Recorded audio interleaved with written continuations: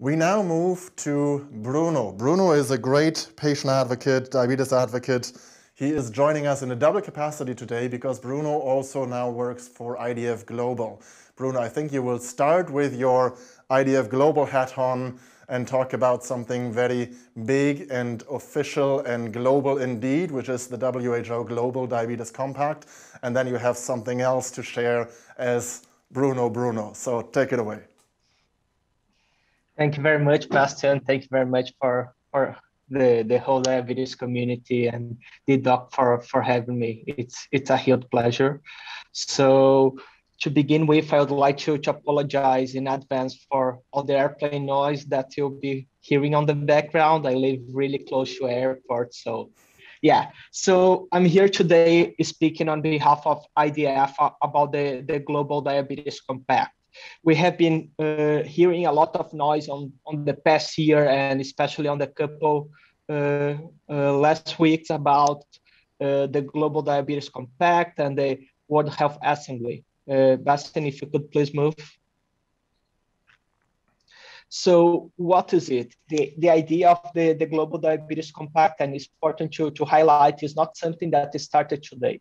It started back in 2006, and has been developing throughout the years through different WHO or UN mechanisms. So we have the Sustainable Development Goals, we have the high-level meetings, and then now we have the Global Diabetes Compact, which it's expected to be a more straightforward approach, focus not only on policies to improve and increase care, access, and treatment for people living with diabetes, but also the way it's shaped and the way it's developed. It also puts people people living with diabetes and people with lived experience, because we need to also take into consideration care supporters into the center of the equation. Next, please. So it has mainly 6 components. I won't cover each of them one by one. I'm happy to connect later if you want to know more about it. But I just would like to highlight the price tag and the price transparency. I believe it's important that everyone involved, especially people living with diabetes, understand how year by year diabetes supplies or diabetes medication get more expensive. So we need to understand where this price comes from and how can we change and guarantee not only affordability but also accessibility to healthcare treatment and to healthcare supplies. Next, please. So, as I said, what is different from this one before? I believe that the Global Diabetes Compact has a more straightforward and action-oriented, documented, and also the way it's shaped and the way has been developed, guarantee that people living with diabetes and people with lived experience on diabetes not only being included on the conversation, but they have been co-creating throughout the mechanism. Next, please. So in April, if I'm not mistaken, we had the WHO informal consultation on people living with diabetes. We have like a lot of familiar faces joining us. And I believe it was the first time that WHO sat in the same level and had a face-to-face conversation on which we weren't just part of drafting the agenda and suggesting the speakers and the co-chairs, but also I saw and heard a humble tone coming from them and understanding and listening, deeply listening to us, and that reflects also on the global diabetes summit that follow in May. Next, please. So before to end, I think that we do all the opportunities that we are facing right now. So we have the insulin centenary, we have the launch of the diabetes, the Global Diabetes Compact. We have the openness of WHO listening to us. Last week on the 74th World Health Assembly, there was approved by consensus a memorandum that just guarantee and push the member states to develop specific targets to the diabetes approach worldwide. But unfortunately, WHO and International Diabetes Federation and other like global organizations, they don't have the mandate.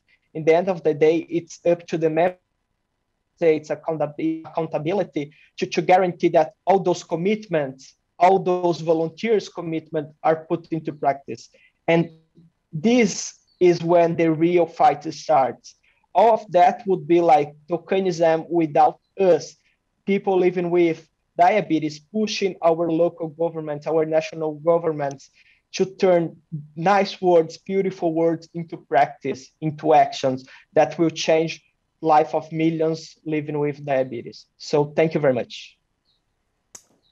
Bruno, thank you for that. And I thought this whole process behind the Global Diabetes Compact, not just the result, but the process behind and this amazing involvement of people with diabetes from around the world, many of them coming through the Young Leaders Program of IDF, through the Youth Leadership Lab of IDF Europe, through many patient organizations from around the world.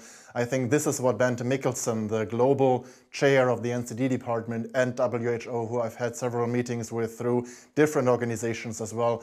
I love the fact that she was such a strong advocate for bringing people with diabetes on board, making sure their voices are heard in the process of developing this important document, which will now go further and inform guidelines, clinical guidelines globally, etc. So it is a great initiative. Without saying more about that, there's a key message you had as Bruno. Bruno, take off your IDF hat. Please keep it short because we are running over time. We started so late and things always tend to drag on, but this is an important call. Bruno, on your own behalf. Thank you very much. So besides my role at IDF, I'm also the founder of Running for Diabetes, Correndo, pelo Diabetes. It's a Brazilian nonprofit organization. And we have been discussing here about the challenge that people living with diabetes are facing, especially of not being able to vaccinate or not being able to access diabetes essential supplies. But here in Brazil, we are facing indescribable moment when people are literally starving. They are not being able to buy or access food. So I'm here begging for your support to spread the word, to make a donation. So our goal is to fundraise around 42K reais, so the Brazilian currency, which do the current exchange is like around $8,000. So counting the Zoom meeting, the YouTube and the Facebook event, we have over like 100 people. So each $30 you'll be contributing to a family living with diabetes under vulnerability to be able to literally put food into their plate. So I'm here with my open heart begging for your support, because we are not talking, and it's not, I'm saying it's not important, it's all important part, but we are not saying about like diabetes supplies. We are not talking about vaccine. We are talking literally by food. So thank you very much, Bastian. Thank you very much, the dedoc community, for giving me this space. Thank you, Bruno, and thank you for the work you do. And for those who have had too little time to see that now on screen here at Doc Day, the dedoc account at dedoc.de, the Twitter account, we will be posting that slide out there very, very soon so you can find it and maybe consider if you want to make a donation to those families out there in Brazil. COVID has hit the whole world, of course, and we could probably post these kind of calls for many, many countries, many, many families, thousands of people with diabetes. And here's the thing, we will. If you send us something, we will look at it and we will share. This is what peer support is also about.